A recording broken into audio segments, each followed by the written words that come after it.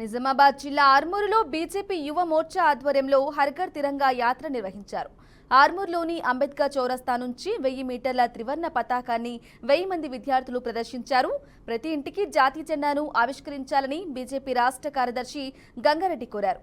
ప్రజల్లో దేశభక్తి పెంపొందించడం కోసమే హర్ ఘర్ తిరంగా కార్యక్రమాన్ని నిర్వహిస్తున్నామని తెలిపారు.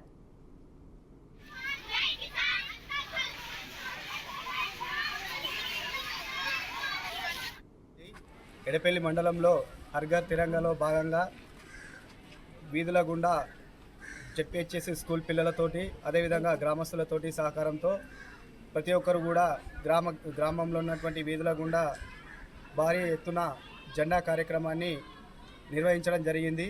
అందులో భాగంగానే ప్రతి ఒక్కరు కూడా ఇంటిపైన 3 రంగుల జెండాను ఎగరవేసి దేశభక్తిని చాటుకోవాల్సిందిగా ప్రధానమంత్రి నరేంద్ర మోడీ గారి యొక్క పిలుపు మేరకు ప్రతి ఒక్కరికి అవగాహన కల్పించే విధంగా ఎడపల్లి మండలంలో భారీ ఎత్తున ఈరోజు హర్ ఘర్ తిరంగా ర్యాలీని నిర్వహించడం జరిగింది.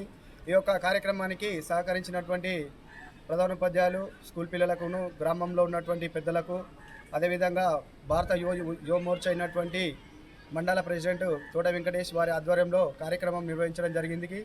ప్రతి ఒక్కరికి ఈ సందర్భంగా జై హింద్, భారత్.